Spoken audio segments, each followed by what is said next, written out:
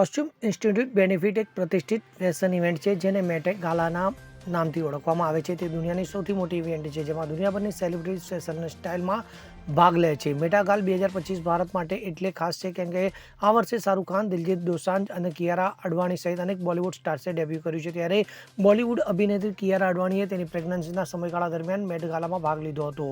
Pregnancy દરમિયાન આ શોમાં ભાગ લેનારી તે પ્રથમ ભારતીય અભિનેત્રી બની છે. તો મેટ ગાલાના બ્લુ કાર્પેટ પર અભિનેત્રીએ પોતાના બેબી બમને ફ્રોન્ટ કરતો પોઝ આપ્યો છે. અભિનેત્રીને આ લુક ખૂબ જ ખાસ રહ્યો હતો. તેના બધા ફોટા અને વિડીયો સોશિયલ મીડિયા પર વાયરલ થઈ રહ્યા છે. તો મેટ ગાલામાં કિયારાનો પતિ સિદ્ધાર્થ મલ્હોત્રા પણ તેને ચીરઅપ કરવા માટે ત્યાં હતો, જોકે તેણે કાર્પેટ વોક કરી ન હતી. Bureau report CN24 news.